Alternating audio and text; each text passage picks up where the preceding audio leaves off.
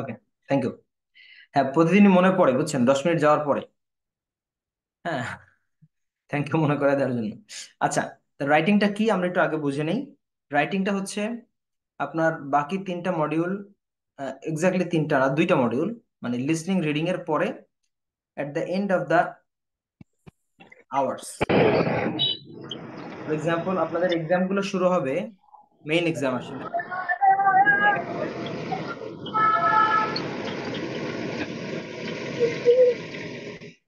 আচ্ছা, এক্সাম গুলো শুরু হবে হচ্ছে আপনার, শুরু হয় 1টার দিকে দুপুরে।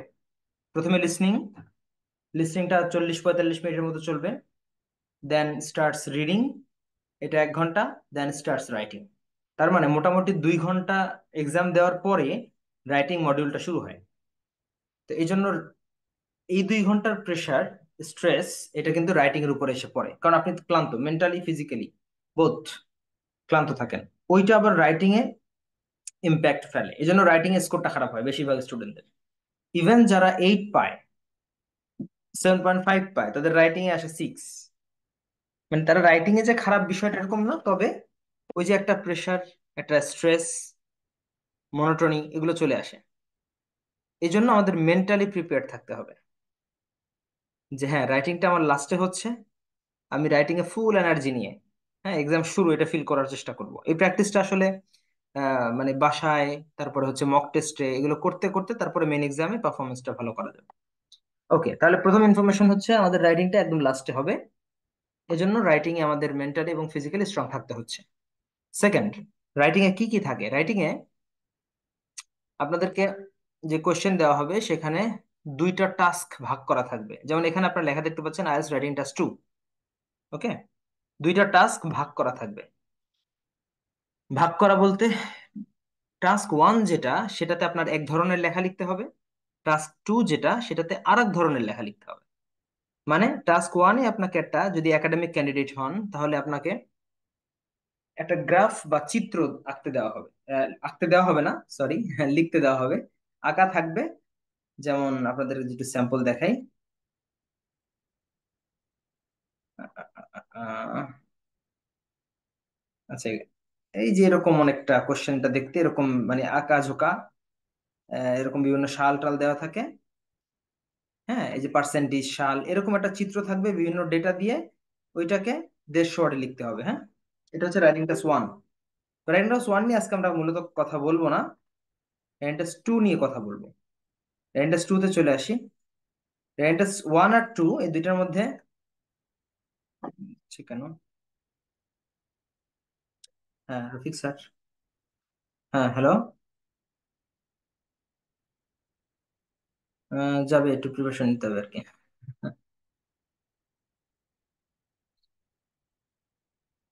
না, স্লাইড স্লাইড দেখাচ্ছি তো, স্লাইড।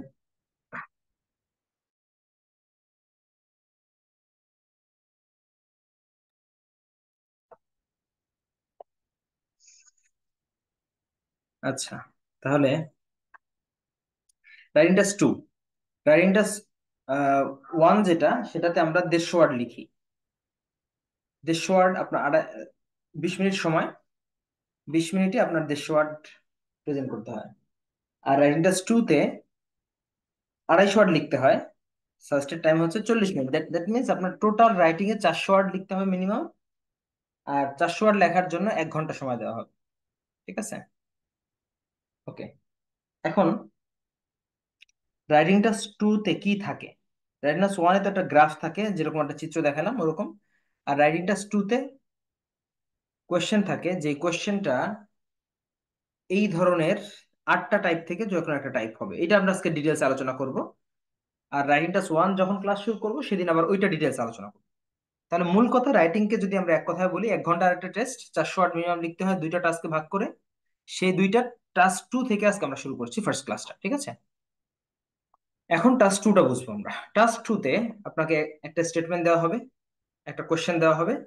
কোশ্চেনের সাথে এরকম 8 ধরনের, যে কোনো একটা ধরন, 8 ধরন থেকে যে কোনো একটা ধরন বা যে কোনো একটা টাইপ আপনাকে এক্সপ্লেন করতে বলা হবে। যেমন যে স্টেটমেন্টটা থাকবে, সেই স্টেটমেন্টের সাথে বলতে পারে, do you agree or disagree? তুমি কি অ্যাগ্রি করো নাকি ডিসঅ্যাগ্রি করো? 2 টা অপশন থাকবে, 1 টা হচ্ছে ট্রু, 2 টা হচ্ছে ফলস। 2 টা অপশন থাকবে, 1 টা হচ্ছে ট্রু, 2 টা হচ্ছে ফলস। 2 টা অপশন থাকবে, 1 টা হচ্ছে ট্রু, 2 টা হচ্ছে ফলস। ঠিক আছে, ওকে। এখন রাইটিং টাস্ক 2 তে এখন তাহলে কিসের সাথে এগ্রি ডিসএগ্রি? যেমন কেউ যদি আপনাকে বলে যে বাংলাদেশে রিক্সা ব্যান করে দেওয়া উচিত, বা private vehicles, private car ban করে দেওয়া উচিত, তুমি কি এগ্রি করো নাকি ডিসএগ্রি করো? হ্যাঁ, কোশ্চেনটা সাধারণত এই টাইপেরই হয়। হ্যাঁ, যে কোনো সোশ্যাল অথবা ন্যাশনাল কোনো ইস্যু, যে বিষয়টা নিয়ে আর্গুমেন্ট হতে পারে। হ্যাঁ, যেমন প্রাইভেট কার গুলো প্রচুর জ্যাম তৈরি করে, তাই না? তাই জন্য একটা স্টেটমেন্ট দেওয়া থাকলো যে private car should be banned. Do you agree or disagree? এখন আপনাকে এই ডু ইউ এগ্রি অর ডিসএগ্রির অ্যান্সার করতে গিয়ে এইটাকে এক্সাম্পলিফাই করে, এক্সপ্লেইন করে, এক্সটেন্ড করে করে আপনাকে 250 ওয়ার্ডে আপনার লজিক প্রেজেন্ট করতে হবে। তো রাইটিংটা কেন আমাদের কাছে অনেক সিরিয়াস একটা ব্যাপার, কারণ এখানে ছোট্ট একটা বিষয়কে 250, কিভাবে আমরা এটাকে 250 ওয়ার্ডে এক্সটেন্ড করব সেটা আমরা একটু পরের স্লাইডে দেখবো। আপাতত কোশ্চেন টাইপ গুলো বুঝি, ঠিক আছে? মানে আপনাদের মাথায় অনেক কোশ্চেন এখন ঘুরতেছে যে কিরকম কি হবে, তাহলে এইটুক দিয়ে কিভাবে সম্ভব। আপাতত যতটুকু বুঝাচ্ছি অতটুকু বুঝেন, এর সাথে আপনাদের মানে এক্সটেনশন যে কোশ্চেন গুলো আসতেছে মাথায়, ওইটার আনসার আবার পরের স্লাইডে পেয়ে যাবো আমরা। যেমন আমি বললাম 250 ওয়ার্ড লিখতে হবে, এতটুকুর আনসার লিখতে দিয়ে, আর 250 ওয়ার্ড আমরা কিভাবে লিখবো এটা, তাই না? এটা আবার পরের স্লাইডে দেখবো। এখন do you agree or disagree এইটার অর্থ কি? তুমি কি এই কথার সাথে একমত নাকি দ্বিমত? যদি এইটাই আসে আপনার এক্সামে, তাহলে আপনাকে হয় এগ্রি করতে হবে, না হলে ডিসএগ্রি করতে হবে। ঠিক আছে? আর 2 নম্বরটা, এখন দেখেন প্রত্যেকটার মধ্যে একটু ভিন্নতা আছে। এক আর দুইয়ের মধ্যে পার্থক্যটা দেখেন। দুই বলতেছে to what extent do you agree or disagree.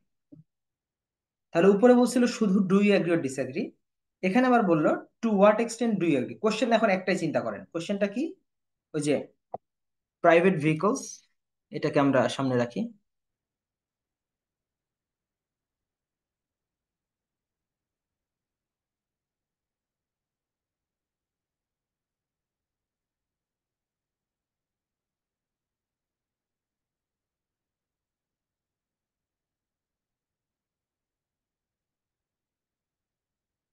এটা ধরনের কোশ্চেন, হ্যাঁ, private vehicles should be banned, এটার সাথে do you agree or disagree. এবার আপনি চিন্তা করেন যে আমি এই কথাটার সাথে কি নিজে পার্সোনালি একমত নাকি দ্বিমত। এখন আপনি যদি বলেন না আমি এটা দ্বিমত পোষণ করি, কারণ আমারই 3টা গাড়ি আছে, আপনি বড় লোক অনেক।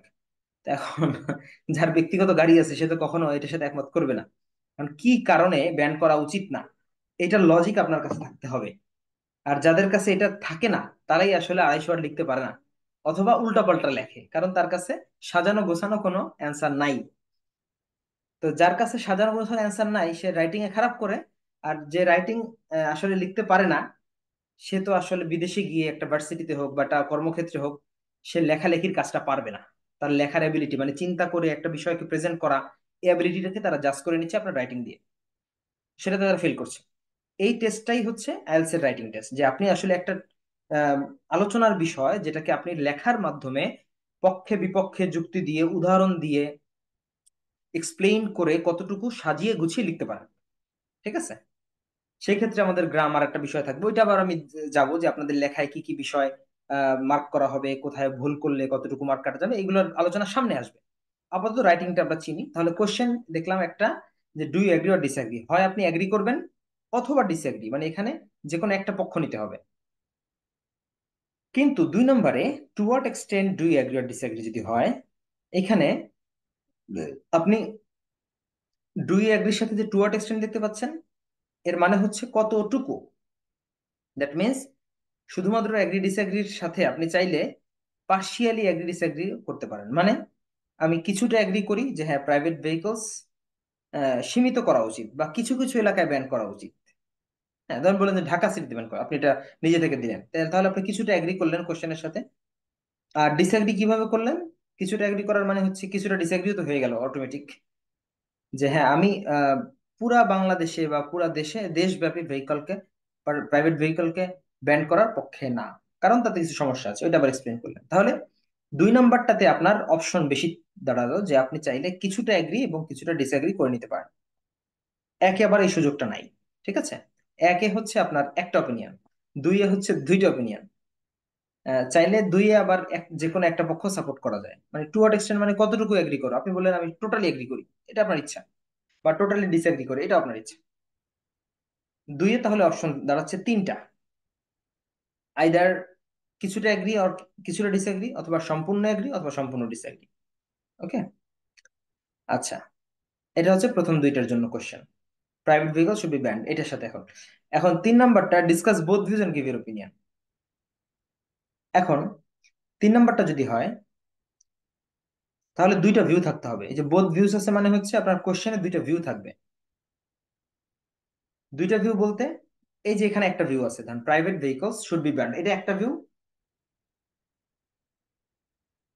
এটা একটা গ্রুপ মনে করে।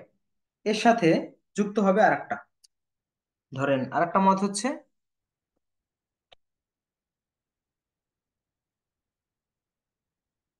পাবলিক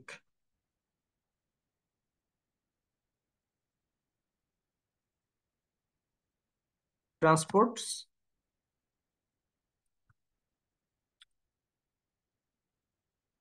শুড বি ব্যান্ড, এটা আরেকটা মত। তাহলে দুইটা ভিউ দেখতে পাচ্ছি। কোয়েশ্চেন আপনাদের মানে এক্সামে যেটা থাকে সেটা হচ্ছে, some people believe that private vehicle should be band, others people believe that public transport should be band, এরকম মানে আহ, দুইটা গ্রুপ আলাদা আলাদা করে লেখে। এখন 3 নাম্বার কোশ্চেন আসতে হলে তাহলে দুইটা ভিউ থাকতে হবে কোশ্চেনে। তখন আপনাকে কি করতে হবে, ডিসকাস বোথ ভিউজ, দুইটা ভিউকেই ডিসকাস করতে হবে আপনার। মানে একার লেখার ভেতরেই দুইটা পক্ষকেই আপনার সাপোর্ট করতে হবে, তাদের পক্ষের লজিক লজিক এগুলো প্রেজেন্ট করতে হবে, যে যারা মনে করে private vehicle should be band তারা কেন মনে করে, এবং এটার পিছনে কি কারণ, কি লজিকে তারা এটাকে মনে করছে। আবার আপনি নিজেই আরেকটা প্যারাগ্রাফে গিয়ে বলবেন public transport should be band, এটাও আবার আপনাকে প্রেজেন্ট করতে হবে। তারপরে আরো একটু কাজ বাকি আছে, সেটা হচ্ছে গিভ ইউর ওপিনিয়ন, সাথে সাথে আপনার নিজের ওপিনিয়ন, আপনি কোনটাকে, মানে private vehicle should be band তো এটা এক গ্রুপের মত, আর একটা গ্রুপের মত কি public transport should be banned. আপনি দুইটাকে ডিসকাস করলেন, discuss both views and give your opinion. আপনি কি মনে করেন, আপনি বললেন আমার মতে সবকিছু ব্যান করে দেওয়া উচিত, কোনো ট্রান্সপোর্টই থাকবে না, সব পায়ে হেঁটে চলবে, এক্সারসাইজ হয়ে গেল। হ্যাঁ, এটা হলো আপনার ওপিনিয়ন, চাইলে দিতে পারেন। হ্যাঁ, আচ্ছা, অথবা আপনি যে কোনো একটা গ্রুপকে সাপোর্ট করে আপনার ওপিনিয়ন দিতে পারেন। আপনি বললেন যে আমার মতে প্রাইভেট ভেহিকলসই ব্যান করা উচিত।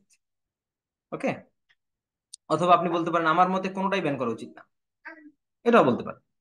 এটা হচ্ছে আপনার ওপিনিয়ন, তবে অবশ্যই you have to present your, you have to state your opinion, present your position clearly. ঠিক আছে,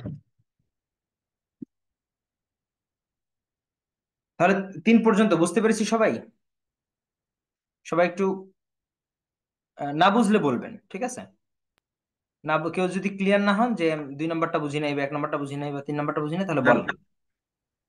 স্যার, এক নাম্বারটাতে শুধু কি এগ্রি ডিসএগ্রি করতে হবে, মানে পার্শিয়ালি করার সুযোগ নেই? না, পার্শিয়ালি করার সুযোগ নেই 1 নম্বরে। হয় আপনি সম্পূর্ণ এগ্রি করবেন অথবা সম্পূর্ণ ডিসএগ্রি করবেন, ঠিক আছে? আর 2 নম্বরে আচ্ছা। অনেকগুলো অপশন আছে। আর 3 নম্বরে তো দুইটা ভিউ থাকবে কোশ্চেনে, হুম, আচ্ছা, এবং আপনার ওপিনিয়ন। ওকে, ইয়েস, ক্লিয়ার? ইয়েস। আচ্ছা, তাহলে 3টা ক্লিয়ার করলাম স্যার আমরা। আমার একটা প্রশ্ন। জি, স্যার, বলেন, বলেন যদি। এই উপরেরটা স্যার যদি আমি ডিসএগ্রি করি, নিচেরটা কি আমি ওই কিছু এগ্রি কিছু ডিসএগ্রি দিতে পারবো? উপরটা নিচেটা বলতে নাম্বার বলেন। এক নম্বরে যদি বুঝেছি। স্যার আমি ধরেন এগ্রি করলাম, হ্যাঁ, জাহিদ ভাই, নিচেরটা এসে কি আমি আপনার কিছু ডিসএগ্রি করতে পারবো? প্রশ্ন আসবেই একটা, দুটো আসবে না। আপনার এক্সামে যে একটা কোনো খালি একটা একটা প্রশ্ন দুইটা আসবে, না। হুম, হয় 1 নম্বর আসবে, না হলে ঠিক দুই আছে। নম্বর আসবে, না হলে 3 নম্বর আসবে, দুইটা একসাথে আসবে না। ও আচ্ছা, ঠিক আছে। মানে ধরেন উপরের এই যে এই অংশটুকু একটা কোশ্চেন, হ্যাঁ, এই কোশ্চেনের সাথে নিচের থেকে যে কোনো একটা লেখা থাকবে, বুঝতে পারছেন? আচ্ছা, আপনাদের কাছে কেমব্রিজ বই থাকলে রাইটিং একটা কোশ্চেন বের করেন, তাহলে দেখবেন যে এই 8টার মধ্যে আপনারা কোনো না কোনটা পাচ্ছেন। আচ্ছা, এবার যাই 4 নম্বরে, অ্যাডভান্টেজেস এন্ড ডিসঅ্যাডভান্টেজেস। একটা টপিক প্রেজেন্ট করা হবে, অবশ্য স্টেটমেন্ট না, সেটার অ্যাডভান্টেজ কি এবং ডিসঅ্যাডভান্টেজ কি। ধরেন একটা ট্রেন্ড বর্তমানে, এই প্রাইভেট ট্রান্সপোর্টই চিন্তা করেন, বর্তমানে মানুষ প্রচুর পরিমাণে বা আগের চেয়ে প্রাইভেট ট্রান্সপোর্ট অনেক বেশি ইউজ করতেছে। What are the advantages and disadvantages? ঠিক আছে, এটা দিয়ে চিন্তা করি আমরা, একটা কোশ্চেন দিয়ে সবগুলো দেখি কয়টা করা যায়। তো 4 নম্বরে যদি আমরা এই কোশ্চেনটা নেই, তাহলে কোশ্চেনটা হলো যে at present people are using more and more private vehicles rather than public transports। ঠিক আছে, what are the advantages and disadvantages of this trend? Alright, এখন চিন্তা করেন যে বর্তমানে মানুষ যেহেতু প্রাইভেট কার, হ্যাঁ অবশ্যই এটা বাস্তবেও আমাদের দেশে আমরা দেখি যে আগের চেয়ে মানুষের প্রাইভেট ভেহিকল, প্রাইভেট ট্রান্সপোর্ট ব্যবহার করার প্রবণতা বেশি, পার্সেন্টেজ বেশি। এটার অ্যাডভান্টেজ কি এবং ডিসঅ্যাডভান্টেজ কি? এখন আপনি খুব সিম্পলি, এটা সহজ একটা কোশ্চেন টাইপ, আপনি খুব সিম্পলি প্রাইভেট ট্রান্সপোর্টের কিছু অ্যাডভান্টেজ চিন্তা করতে পারবেন, এবং সাথে সাথে কিছু ডিসঅ্যাডভান্টেজ তো এমনিতেই পাওয়া যায়, ট্রাফিক জ্যাম করে ইত্যাদি ইত্যাদি, পলিউশন বাড়ে, হ্যাঁ ইত্যাদি। তাহলে 4 নাম্বার টাইপ, একটা ট্রেন্ড বলা হবে, ওই ট্রেন্ডের অ্যাডভান্টেজ কি এবং ডিসঅ্যাডভান্টেজ। যেমন আপনারা সবাই বিদেশ যাবেন, এখন এরকম মানুষ তো আগে এত বিদেশ যাইতো না, এটা একটা ট্রেন্ড যে বর্তমানে মানুষ প্রচুর বিদেশ যাচ্ছে। What are the advantages and disadvantages? তো অবশ্যই মানুষ বিদেশ যাওয়ার অনেক ভালো দিক আছে, আবার খারাপ দিকও আছে। দেশ মেধা শূন্য হচ্ছে, তাই না, এটা খারাপ দিক। আবার ভালো দিক কি, রেমিটেন্স হচ্ছে, দেশে স্কিল বাড়তেছে, মানে বাইরে থেকে পড়ে এসে দেশের জন্য স্কিল কাজে লাগাচ্ছে, এরকম। এই সেম নাম্বার 4 আমরা 5-এ যদি আমরা কনভার্ট করি, তাহলে হচ্ছে এটাতে do the advantages outweigh the disadvantages. মানে আপনি যে এতক্ষণ বললেন যে হ্যাঁ বিদেশে পড়তে যাওয়ার অ্যাডভান্টেজ আছে এবং ডিসঅ্যাডভান্টেজ আছে, এইগুলো দুইটা জিনিস, যে অ্যাডভান্টেজ এবং ডিসঅ্যাডভান্টেজ কোনটা বেশি, ডু দ্য অ্যাডভান্টেজ, অ্যাডভান্টেজ গুলো কি আউটওয়ে করে ডিসঅ্যাডভান্টেজ কে? আউটওয়ে করে মানে হচ্ছে ডিসঅ্যাডভান্টেজ কে ছাড়িয়ে যায়। ধরেন আপনি বিদেশে পড়তে যাওয়ার 5টা অ্যাডভান্টেজ লিখলেন, আপনার কাছে 5টা অ্যাডভান্টেজ লজিক্যাল মনে হয়েছে, আপনি 5টা লিখলেন। আর বিদেশে পড়তে যাওয়ার ডিসঅ্যাডভান্টেজ লিখলেন 4টা, তাহলে আপনি কোনটা বেশি লিখলেন? অ্যাডভান্টেজ। তার মানে আপনার মতে advantages of going abroad outweigh the disadvantages, right? আবার কারো মতে না, বিদেশে পড়তে যাওয়ার ডিসঅ্যাডভান্টেজই বেশি, অ্যাডভান্টেজ কম। ওকে, তাহলে তার মতে the disadvantages of going abroad outweigh the advantages. একটা ওপিনিয়ন অ্যাড করে দিতে হবে জাস্ট, আর যেটাকে আপনি বেশি বলবেন ওইটার সংখ্যা একটা বেশি লিখতে হবে। এটা হচ্ছে 4 আর 5-এর পার্থক্য, বুঝাইতে পারছি? 4 নাম্বার যদি আসে, আপনি শুধু আপনার ইচ্ছা মতো 2টা 3টে অ্যাডভান্টেজ আর ডিসঅ্যাডভান্টেজ লিখে চলে আসবেন, শেষ, আর কিছু না। বাট 5 নাম্বার যদি আসে, তাহলে হ্যাঁ অ্যাডভান্টেজও লিখবেন, ডিসঅ্যাডভান্টেজও লিখবেন, একই 4-এর মতোই, তবে আপনার বলে দিতে হবে যে কোনটা বেশি আপনার মতে, অ্যাডভান্টেজ বেশি নাকি ডিসঅ্যাডভান্টেজ বেশি। ইলিয়াস হোসেন ভাই, দাগাদাগি না করেন, হ্যাঁ। আচ্ছা, নাম্বার 5 গেল, এবার আসে নাম্বার 6, কজেস অ্যান্ড ইফেক্টস, অথবা কজেস অ্যান্ড সলিউশনস। আচ্ছা, এটা হচ্ছে, এটা একটা ট্রেন্ড, কি কারণে হয়, এবং একদম সহজে যদি বলি, ধরেন ওভার পপুলেশন। কারণ কি? কজেস, কজেস মানে কি? কারণ। তাহলে ওভার পপুলেশনের কারণ কি এবং সলিউশন কি, অথবা ওভার পপুলেশনের কারণ কি এবং এটার ইফেক্ট কি পড়তেছে, যে কোনো একটা আসে, মানে কজ এবং ইফেক্ট আসে, অথবা কজ এবং সলিউশন আসে। ঠিক আছে, ইফেক্ট সলিউশন একসাথে আসে না। এখন আপনি লিখলেন যে ওভার পপুলেশনের কারণ কি, কারণ কি? মানুষ বাচ্চা বেশি নেয়, এই তো কারণ, তাই না? আহ আর ইফেক্ট গুলো কি? যে আনএমপ্লয়মেন্ট হচ্ছে, দারিদ্র বাড়ছে, পলিউশন বাড়ছে, এগুলো হলো ইফেক্ট। আর সলিউশন কি? ওভার পপুলেশন, আপনি বললেন যে আমাদের দেশে ওভার পপুলেশন হচ্ছে কারণ মানুষ আনপ্ল্যান্ড বিয়ে হচ্ছে, ইম্যাচিওর, তারপর বাল্যবিবাহ, সেগুলো বললেন। সলিউশন কি? এখানে সরকারের পদক্ষেপ নেওয়া উচিত, মানুষের মধ্যে সচেতনতা বাড়ানো উচিত, তারপরে কম সন্তান নিলে তাদেরকে ইনসেন্টিভ দেওয়া উচিত, এই তো, এগুলো হচ্ছে সলিউশন, রাইট? এই, আর 7 নম্বরে সেম প্রবলেম আর সলিউশন। আপনাকে বললো যে বর্তমান বাংলাদেশে প্রচুর পরিমাণে জনসংখ্যা, এটার কারণে কি কি problem, what are the problems of this huge population and what are the solutions. 7 নম্বরে একটা ট্রেন্ডের প্রবলেম গুলো কি এবং এর সলিউশন কি হতে পারে, এটা বলতে হবে। ঠিক আছে, নিচের গুলো আসলে একটু সহজ, মানে এখানে বার্গেনিং কম, আর্গুমেন্ট কম, উপরের গুলোতে আবার আপনাকে দুই পক্ষ সাপোর্ট করে লেখা, দুই পক্ষের যুক্তি উপস্থাপন করা, খণ্ডন করা ইত্যাদি একটু ঝামেলা বেশি। নিচের গুলো সহজ, মানে 4 থেকে নিচের গুলো একটু সহজ। 8 নম্বর, is this a positive or negative development? ওই যে একটা ট্রেন্ডের কথা বলা হলো,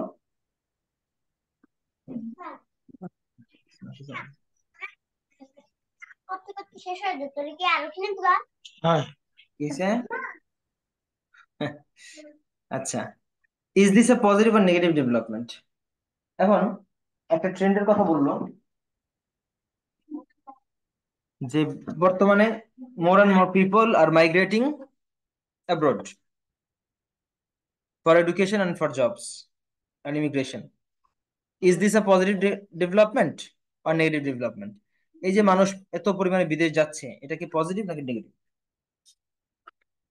তো এখানে অর থাকার মানে হচ্ছে আপনি যে কোনো একটা নিয়েই বলবেন, এটাই লজিক্যাল। আপনার মতে এটা পজিটিভ হতে পারে, তখন সব পজিটিভ দিকগুলো লিখে দিবেন, অথবা আপনার কাছে এটা নেগেটিভ হতে পারে, তখন সব নেগেটিভ গুলো লিখে দিবেন।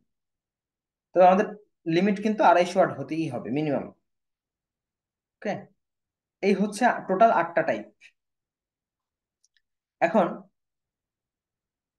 আমাদের দ্বিতীয় কাজ যেটা, যে এখন 250 ওয়ার্ডের একটা এসে আমরা এই কোশ্চেন টাইপ গুলোর বেসিসে কিভাবে লিখবো, কি থাকবে সেখানে, কিভাবে সাজাবো, শুরু করব কি দিয়ে, মাঝখানে কি লিখবো, উদাহরণ কিভাবে দিব, শেষ করব কিভাবে, তাই না? অনেক প্রশ্ন আছে। Step by step, don't panic. যেহেতু আজকে ফার্স্ট ক্লাস, রাইটিং এর ওরিয়েন্টেশনের মধ্যেই হবে আজকে। তো ইন ডিটেলসে আমি আপনাদেরকে স্টেপ গুলো দেখাচ্ছি, আর এই ফাইল আপনারা পেয়ে যাবেন, আপনারা নিজেরাও এগুলো থেকে এক্সারসাইজ করতে পারবেন, ঠিক আছে? তাহলে 8টা কোশ্চেন টাইপ আমরা চিনলাম, এবং কোন কোশ্চেন টাইপে কি কি লিখতে হয় এটা আমরা বোঝার চেষ্টা করলাম। এবার চলেন, একটা এসে, 250 ওয়ার্ড একটা এসে দেখতে কেমন হবে? এরকম হবে। Common IELTS writing task 2 structures below. Nearly all of the task 2 essays follow the basic structure. এই হচ্ছে 4টা প্যারাগ্রাফের একটা এসে। প্রথম প্যারাগ্রাফটা হচ্ছে ইন্ট্রোডাকশন, তারপরটা হচ্ছে main body paragraph 1, main body paragraph 2, তারপর হচ্ছে কনক্লুশন, ঠিক আছে? এখন ইন্ট্রোডাকশনে কি লিখবো, বডি প্যারাগ্রাফ গুলোতে কি লিখবো, কনক্লুশনে কি লিখবো, এটা দেখবো আমরা। তাহলে একটা প্যারাগ্রাফ, সরি, একটা এসেতে 4টা প্যারাগ্রাফ থাকবে লজিক্যালি। এটা হচ্ছে আমরা স্ট্রাকচার দেখলাম। প্রথমটা হচ্ছে ইন্ট্রোডাকশন, তারপর একটা বডি 1, তারপর একটা বডি 2, তারপর একটা কনক্লুশন, ঠিক আছে? এখন চলেন ইন্ট্রোডাকশনে কি থাকবে। এই হচ্ছে ডিটেলস, ইন্ট্রোডাকশন। তাহলে ইন্ট্রোডাকশনটা হচ্ছে এসের শুরু। এখানে জিপিএ থাকবে, জিপিএ, এই যে জিপিএ। জিপিএ মানে প্রথম বাক্যটা হচ্ছে জি, পরের বাক্যটা, সেকেন্ড বাক্যটা হচ্ছে পি, থার্ড বাক্যটা হচ্ছে এ। ওকে, সেটা আবার কি? জি মানে হচ্ছে জেনারেল স্টেটমেন্ট। আপনি আপনার এসে শুরু করবেন একটা জেনারেল স্টেটমেন্ট দিয়ে। এখন জেনারেল স্টেটমেন্ট আবার কি, এটা আমরা লেখা শুরু করলে দেখাতে পারবো, ঠিক আছে? জাস্ট মনে রাখেন, কারণ লেখার সময় তখন আমরা রেফারেন্স দিব যে হ্যাঁ এখন আমরা জেনারেল স্টেটমেন্ট লিখতেছি, কারণ এটা ইন্ট্রোডাকশনের শুরু। হ্যাঁ, এটা মনে রাখবো আমরা। আর স্যার এই জিপিএ মানে জেনারেল স্টেটমেন্ট স্যার? হ্যাঁ, এই যে লেখা আছে, দেখা যাচ্ছে না? জি, একটু ক্লিয়ার না। জুম করে নেন, ঠিক আছে স্যার, ঠিক জুম। আছে স্যার। General statement. আর পি হচ্ছে প্যারাফ্রেজ দ্য কোয়েশ্চেন। আপনাকে যে কোশ্চেনটা দেওয়া হবে, ওই যে প্রাইভেট ভেহিকলস নিয়ে একটা কোশ্চেন লেখা আছে আপনার কোশ্চেনে, ওইটাকে প্যারাফ্রেজ করা। মানে প্যারাফ্রেজ বলতে হচ্ছে হুবহু কোশ্চেনটাকে ওইভাবে না লিখে নিজের মতো করে ভেঙে চুরে রিফ্রেশ করে লেখা। সেখানে সিনোনিম চেঞ্জ করতে পারেন। যেমন প্রাইভেট ভেহিকলস আছে আপনার কোশ্চেনে, প্যারাফ্রেজ কি আপনি লিখলেন পার্সোনাল ট্রান্সপোর্টস। এই হচ্ছে প্যারাফ্রেজ হয়ে গেল এটা, বুঝতে পারছেন?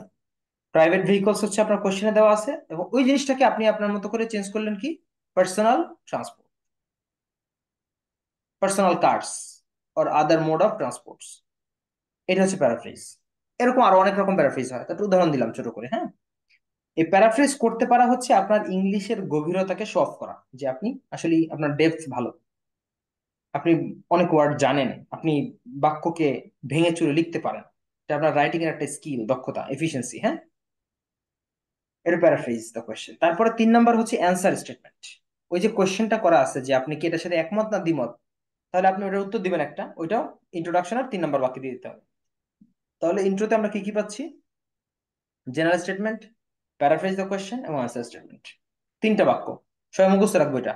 GPA, general statement, paraphrase, answer, answer statement, 3টা বাক্যে ইন্ট্রো। তাহলে এই 3টাকে অ্যাপ্লাই করে আমরা যদি এরকম 6টা ইন্ট্রোডাকশন লিখি, তাহলে ইন্ট্রোডাকশন নিয়ে আমাদের ঝামেলা শেষ। কারণ এটা প্র্যাকটিসের বিষয়, শুধুমাত্র জানলেই আমরা লিখতে পারবো এরকম না, এটাকে আবার লিখে আবার হ্যাঁ মানে প্র্যাকটিস করতে হবে যে আমি জেনারেল স্টেটমেন্ট আনতে পারছি কিনা, জেনারেল স্টেটমেন্ট জিনিসটা কি ওটা দেখতে হবে।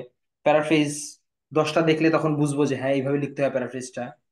অ্যান্সার স্টেটমেন্ট লেখার স্টাইল আছে, ইত্যাদি ইত্যাদি, তাই না? তাহলে ইন্ট্রোটা মুখস্থ করলাম আমরা কি, যে GPA, general statement, paraphrase the question, answer statement. Okay, done, boom. Main body paragraph 1 আর 2, বডি প্যারাগ্রাফ একই, 1 নম্বরও যেভাবে লিখতে হয় 2 নম্বর সেভাবে লিখতে হয়। তবে ওই যে 1 নম্বরে যদি আপনি লেখেন অ্যাডভান্টেজ, 2 নম্বরে লিখবেন ডিসঅ্যাডভান্টেজেস। 1 নম্বর যদি লেখেন হচ্ছে কজ, কারণ, 2 নম্বরে লিখবেন সলিউশন। ঠিক আছে? 1 নম্বরে যদি লেখেন ভিউ 1, ভিউ পয়েন্ট 1, তাহলে 2 নম্বরে লিখবেন ভিউ পয়েন্ট 2। খুব সিম্পল। তবে সাজাবেন কিভাবে, একটা বডি প্যারাগ্রাফ কিভাবে সাজাবেন? বডি প্যারাগ্রাফ শুরু করবেন হচ্ছে একটা টপিক সেন্টেন্স, মানে ওই প্যারাগ্রাফের কি বক্তব্য হবে ওইটা একটা হেডলাইনের মতো টপিক সেন্টেন্স, যে এই প্যারাগ্রাফের টপিকটা কি, ফার্স্ট রিজন। তারপর ওইটাকে এক্সপ্লেইন করবেন দ্বিতীয় বাক্যে, তারপরে পারলে একটা এক্সাম্পল দিবেন। এইভাবে সাজাতে হবে লেখাটা। এছাড়া আপনি যদি লেখা শুরু করেন এলোমেলো বাক্য হবে, সাজানো গোছানো হবে না, তখন কোহিরেন্স কোহিশনে ঝামেলা হয়ে যাবে, অনেক সময় টাস্ক রেসপন্সেও ঝামেলা হয়ে যাবে। তো বডি প্যারাগ্রাফ 1 2 নিয়ে খুব বেশি আজকে কথা বলবো না, কারণ একটা ক্লাসে এত এতগুলো জিনিস মানে জানলেও বোঝা সম্ভব হবে না।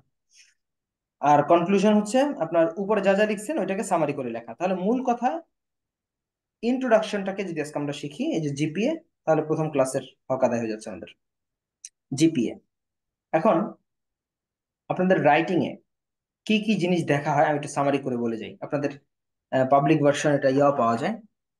রাইটিং এ বেসিকলি 4টা জিনিস দেখা হবে। নাম্বার 1, ভাইয়া আসসালামু আলাইকুম। ওয়ালাইকুম আসসালাম। আমি আসলে একটা জিনিস জানতে চাচ্ছিলাম যে ওই যে বডি প্যারাগ্রাফ 1 আর 2 নিয়ে হুম, আপনার সেটা হচ্ছে যে একটু স্ক্রল করবেন উপরের দিকে, তাহলে আমি একটু হ্যাঁ হ্যাঁ হ্যাঁ শিওর। এই যে ধরেন একটা আমাকে যদি পাবলিক ভেহিকলস নিয়ে লিখতে বলে, হুম হুম, এখন আমি ইন্ট্রোডাকশনটা দিলাম, মানে ইন্ট্রোডাকশনটা আমি পারফেক্টলি বুঝছি। এখন আচ্ছা, মেইন বডি প্যারাগ্রাফ 1 আর 2 নিয়ে যদি আপনাকে আমি একটু জানতে চাই, সেটা হচ্ছে যে হ্যাঁ, ধরেন 1-এ যদি আমি অ্যাডভান্টেজ নিয়ে বলি, হুম হুম পাবলিক ট্রান্সপোর্টের, তো হুম হুম। ধরেন এখানে ধরেন আমি জানতে চাচ্ছি ধরেন আউটলাইনের ফার্স্ট রিজনটা আসলে কি রকম হইতে পারে, হ্যাঁ হ্যাঁ, এটা একটু যদি। এটা এটা আসলে আমরা লেখার সময় দেখাবো যে এইভাবে লিখতেছি। এখনো দেখাইনি তো, এই জন্য প্রশ্ন আপনার মধ্যে রয়ে গেছে। মানে ফার্স্ট রিজন বা টপিক সেন্টেন্স কিভাবে লিখবো, এরকম তো জেনারেল স্টেটমেন্টও আমি দেখাইনি। একটা একটা যখন লিখবো তখন বোঝানো সম্ভব, এখন বললে আসলে বুঝবেন না। হ্যাঁ, ধরেন একটা টপিক সামনে নিলাম, ওই টপিকটা সামনে নিয়ে যখন লিখবো, ধরেন এই টপিকটা আমরা নিলাম কোশ্চেন হিসাবে, এবং এটার বডি প্যারাগ্রাফ 1 লেখার সময় ফার্স্ট রিজনটা দেখাইলাম, তখন বুঝবেন। ঠিক আছে? আপাতত এটা না বুঝলেও চলবে, আমি এখন আপনাদের শুধু ইন্ট্রোডাকশনটা বুঝাচ্ছি। ওকে, কি কি দেখাবেন এটা? আজকে বডি প্যারাগ্রাফে যাব না, প্রথম ক্লাসে বডি প্যারাগ্রাফে যাব না। আজকে যে প্রাইমারি ডিসকাশন গুলো করতেছি, যেগুলো না জানলেই না, এটা একটু দেখেন। আচ্ছা, এখন ছোট করে 4টা জিনিস আপনার রাইটিং এ দেখা হবে, এটা একটু সামারি করি, লিখে দেখাচ্ছি।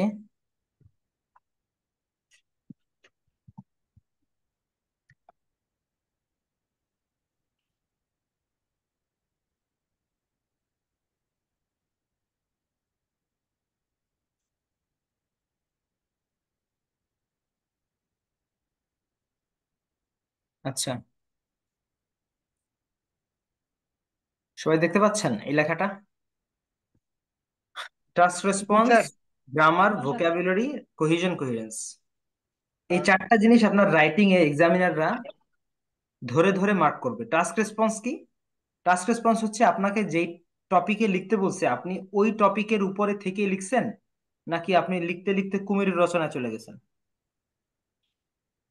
বুঝতে পারছেন?